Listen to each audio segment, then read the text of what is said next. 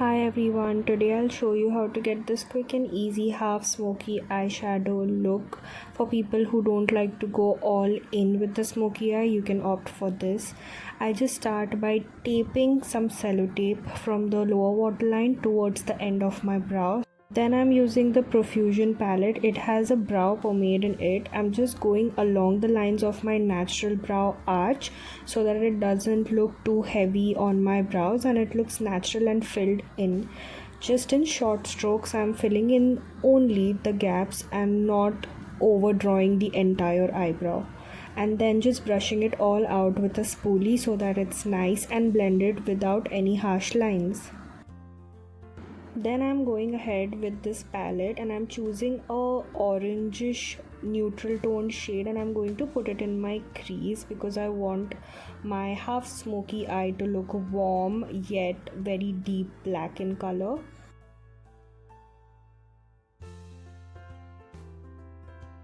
Then I'm going ahead with this new shade and blending out that orangey shade completely into my natural skin tone so that it's nice and all blended out. Then I'm choosing a deep burgundy shade and I'm going to apply it all over my lid with a flat brush, and I make sure that it's blended with my transition shade.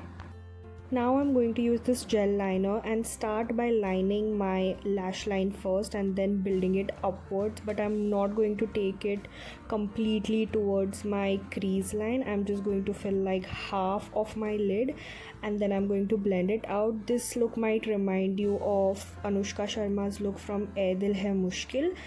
The thickness of this eyeliner might depend from eye shape to eye shape. I have a bigger lid, so it will be thicker. If you have a smaller lid, it will be thinner. Then I'm going ahead with the dark shade again and I'm going to blend out all the rough edges of the liner. When you apply the liner, it doesn't need to be neat because anyway it's going to be blended out with a darker shade. You can tap some color on the liner as well. It will look less harsh that way. Then I'm going to remove the sellotape and you can see how neat it looks. When you work with black, it's always better to use tape to avoid any sort of mess. Then using a clean brush, I'm just going to soften all the harsh lines that the sellotape has left.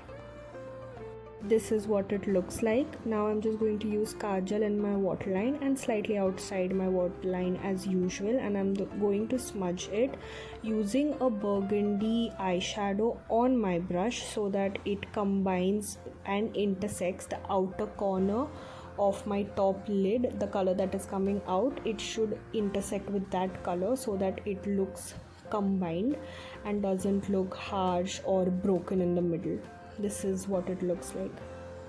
Then I'm going ahead with this golden shade and just highlighting under my brow bone and on the bridge of my nose.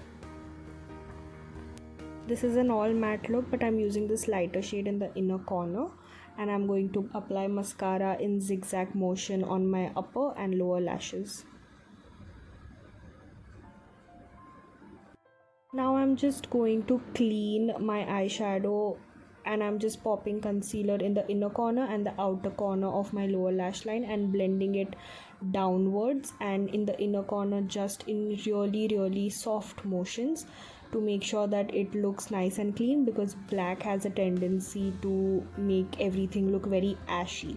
So this step is very important when you do smoky eyes so that your smoky eyes stand out a lot more.